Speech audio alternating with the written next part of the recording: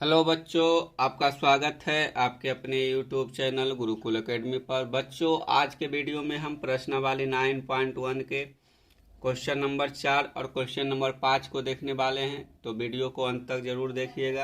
अगर आप पीछे के क्वेश्चन नहीं देखें तो चैनल के प्लेलिस्ट में जाकर देख सकते हैं, वहाँ आपको मैथ के बहुत सारे वीडियो मिल जाएगा, जो कि हम त्रिकोणमिति और त्रिकोणमिति का अनुप्रयोग दोनों चैप्टर को डाल रहे हैं, यानी कि त्रिकोणमिति जो है उसका पूरा चैप्टर डाल दिए हैं और इसका अब तक 3 क्वेश्चन डाल दिए हैं।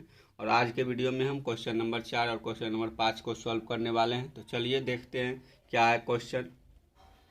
तो क्वेश्चन नंबर 4 में पूछा गया है कि भूमि के एक बिंदु से जो मीनार के पाद बिंदु से 30 मीटर की दूरी पर है, मीनार के शिखर का उन्नयन कोण 30 डिग्री है। मीनार की ऊंचाई ज्ञात कीजिए। यानी कि हमें ए से बी, जिसकी माने हैं हम ऊंचाई एच, यह एक मीनार दिया हुआ है। जिस मीनार के पाद यानी कि उसके जहाँ मीनार जमीन से गड़ा हुआ है उसके दूरी से, उसके जमीन के जहाँ मीनार गड़ा है जमीन से लेके कुछ दूरी तक 30 मीटर की लंबाई दिया हुआ है। वहाँ से मीनार के उन्नयन कोण का 30 डिग्री मान दिया हुआ है। यानी कि मान लीजिए यहाँ मीनार गड़ा हुआ है जमीन के अंदर और यहाँ उसका जो उन्नयन कोण है, शिखर के उन्नयन कोण 30 डिग्री है और यहाँ से यहाँ की दूरी 30 मीटर है और हमें मीनार की ऊंचाई ज्ञात करने के लिए बोला गया है। तो मीनार की ऊंचाई ज्ञात करने के लिए हम क्या करेंगे, तो हम पहले इसका जो फिगर है, फिगर में क्या क्या लिखे हैं ये लिख लेंगे, उसके बाद आगे की प्रक्रिया पर चलेंगे। तो चलिए यहाँ लिखते हैं हल। लिखेंगे माना कि मीनार ए बी, ए से बी जो है वह मीनार है, तो ए बी मीनार की ऊंचाई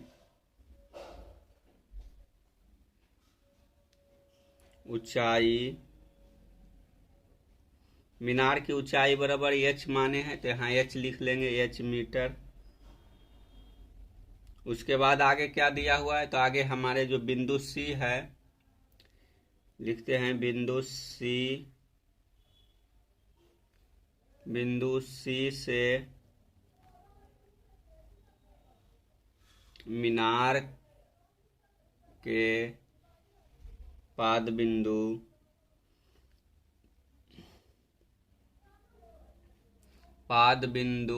बी की दूरी बराबर है क्या, 30 मीटर। पाद बिंदु का मतलब है जहाँ जो मीनार है, जहाँ मीनार जमीन में गाड़ा गया है वह उसे पाद बिंदु बोलते हैं। तो पाद बिंदु बी है और बी से किसी बिंदु सी पर जो है मीनार की दूरी 30 मीटर है, तो वही 30 मीटर लिख दिए। यहाँ लिखेंगे मीनार का उन्नयन कोण, मीनार के शिखर का उन्नयन कोण, चलिए ऊपर कर लेते हैं थोड़ा सा, तो यहाँ आ जाएगा शिखर का उन्नयन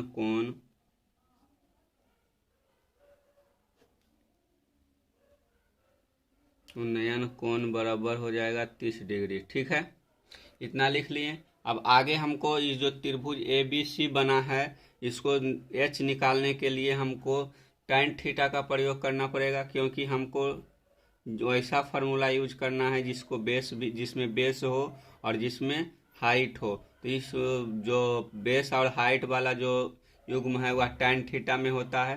तो हम इस ऊंचाई को निकालने के लिए tan थीटा का प्रयोग करने वाले हैं। तो चलिए यहाँ लिखते हैं समकोण त्रिभुज ए बी सी में। ठीक है, अब ए बी सी में हम क्या करेंगे, तो ए बी सी त्रिभुज में हम tan थीटा का प्रयोग करेंगे। तो tan थीटा बराबर होता है लंब बटे आधार। तो यहाँ लंब क्या है, लंब ए बी हो जाएगा और आधार क्या है, बी सी आधार हो जाएगा। ठीक है, अब tan थीटा, थीटा के जगह पर कितना डिग्री है 30 डिग्री, तो यहाँ लिखेंगे tan 30 डिग्री बराबर ए बी के जगह पर क्या है एच है, तो यहाँ एच लिख देंगे, और बी सी के जगह पर 30 डिग्री है तो 30 डिग्री 30 मीटर लिख देंगे।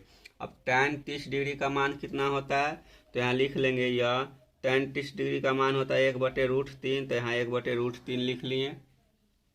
अब आगे चलेंगे तो आगे क्या होगा, आगे h/30 है, तो यहाँ h/30 लिख लेंगे। अब इसको तिर्यक गुना करेंगे, तो यहाँ लिखते हैं तिर्यक गुना करने पर। अब इसको तिरछा तिरछी गुना कर देंगे, तो चलिए तिरछा तिरछी गुना करते हैं, क्या होगा, तो यहाँ हो जाएगा √3h और इसे से गुना हो जाएगा तो 30 हो जाएगा। ठीक है, अब h बराबर लिखेंगे क्या, h बराबर हो जाएगा 30/√3। ठीक, इतना हो गया। आगे क्या करेंगे, तो आगे हम रूट हटाने के लिए नीचे से ऊपर नीचे रूट से गुना कर देंगे, तो ऊपर नीचे रूट से गुना करने पर क्या हो जाएगा, 30/√3 गुने √3 हो जाएगा। ठीक है, जब ऊपर नीचे √3 से गुना कर दिए हैं तो ऊपर हो जाएगा 30√3 और नीचे होगा √3 गुने √3 3 हो जाएगा। ठीक है, तो यहाँ फिर से लिखते हैं बराबर, यहाँ हो जाएगा 30√3 और नीचे होगा 3, फिर यहाँ आपस में हम इसको काट देंगे, तो यहाँ 10 या 30 हो जाएगा, बराबर लिखेंगे 10√3, यानी कि जो हमारा मीनार की ऊंचाई है वह 10√3 मीटर निकल गया है। तब आगे लिख लेते हैं कि अतः मीनार की ऊंचाई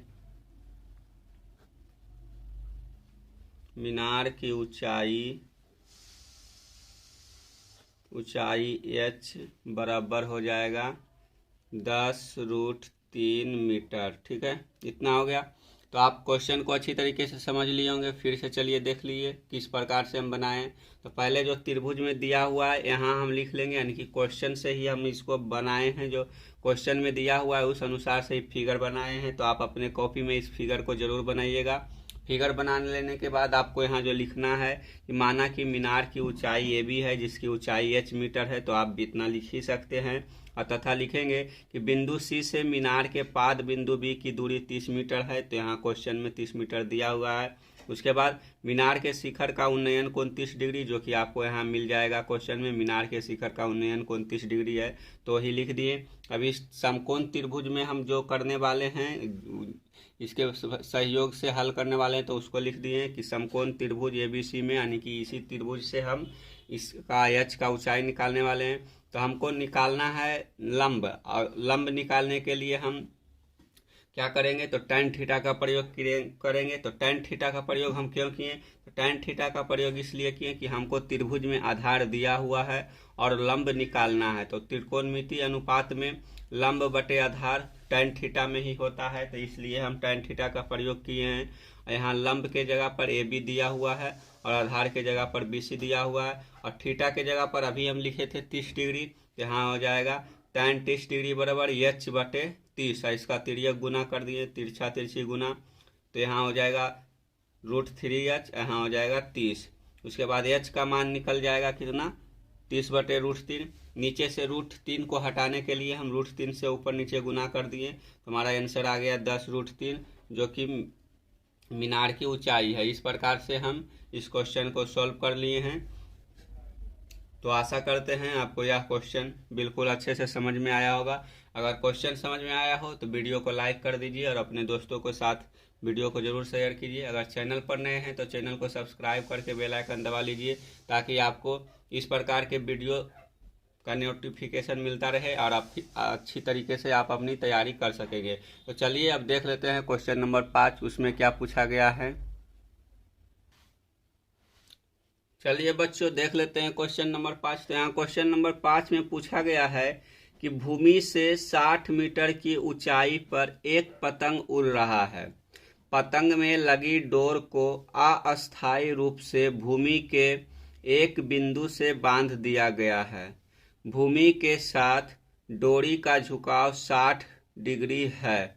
यह मानकर कि डोरी में कोई ढील नहीं है, डोरी की लंबाई ज्ञात कीजिए। यानी कि जो ये सी बिंदु है, सी बिंदु पर पतंग उड़ रहा है। ठीक है, थोड़ा सा फिगर देख लीजिए, फिगर किस प्रकार से बनाए हैं।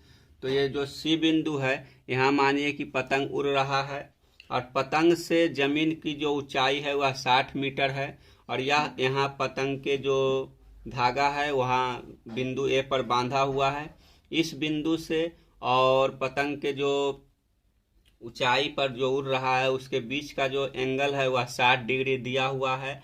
तो इसी को, इस जो पतंग की धागा की लंबाई है उसको हमको ज्ञात करना है। तो चलिए देखते हैं कि इस क्वेश्चन को किस प्रकार से सॉल्व करेंगे।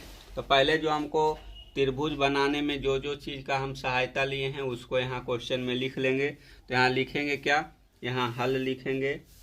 उसके बाद आगे चलेंगे, यहाँ लिखेंगे माना कि AC पतंग की डोरी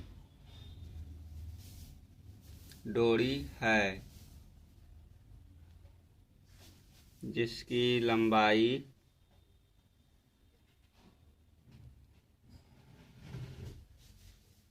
लंबाई आप h मान सकते हैं। तो h मान लिए हैं, ठीक है। या फिर आप कोई और चीज़ मान सकते हैं या h मान सकते हैं। तो चलिए इसको h मान लिए, ठीक है।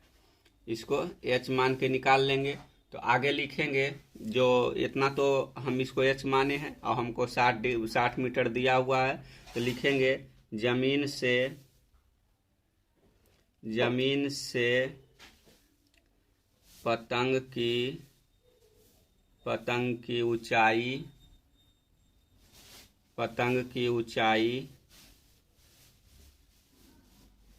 ऊंचाई बराबर 60 मीटर दिया हुआ है। इसके साथ इसका जो एंगल है यानी कि थीटा बराबर, यहाँ लिखेंगे थीटा बराबर 60 डिग्री दिया हुआ है। तो ये भी लिख लेंगे। अब आगे लिखेंगे समकोण त्रिभुज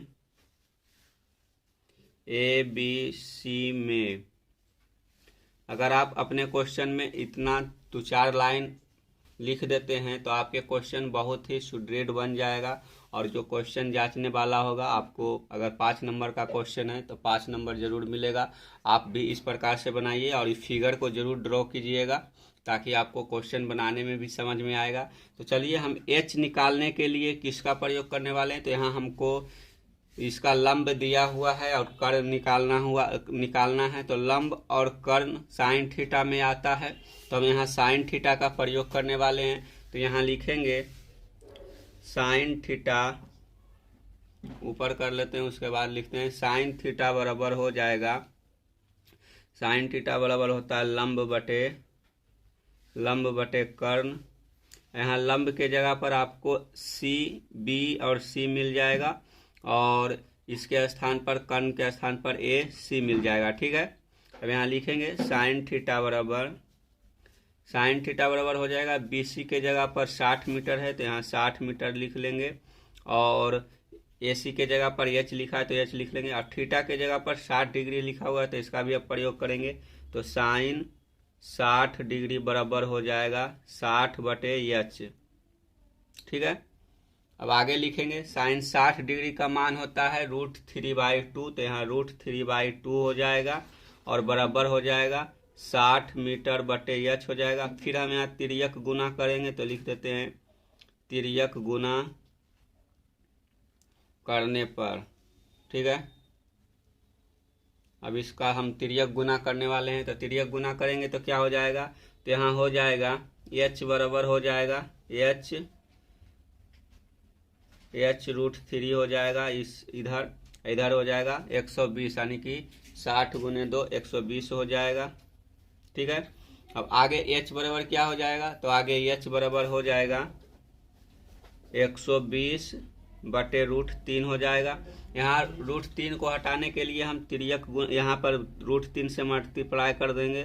तो 120 बटे √3 गुने ऊपर √3 से गुना, नीचे √3 से गुना, तो √3 गुने √3 3 हो जाएगा। यहाँ 120 √3 हो जाएगा।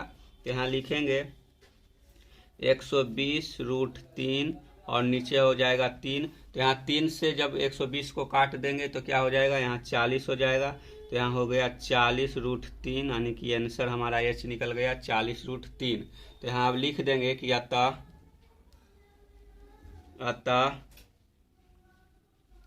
डोरी की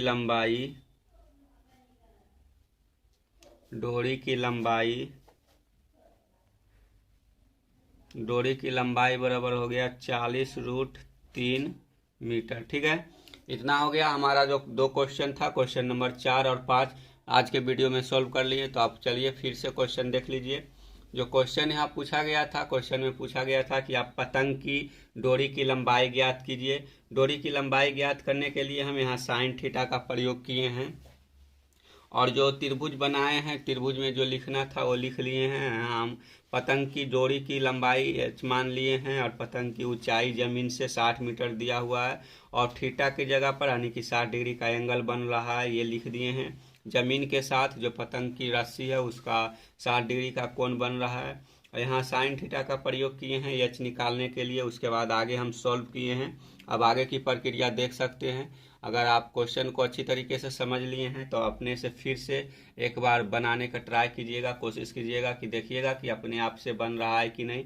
अगर नहीं बन रहा है तो फिर 1-2 बार इसको देख के बनाइएगा, फिर कोशिश कीजिएगा। इस प्रकार से बार बार कोशिश करने से आपको अपने आप फिर से क्वेश्चन जरूर हल होने लगेगा। तो चलिए मिलते हैं एक नए वीडियो के साथ। आज के वीडियो में इतना ही।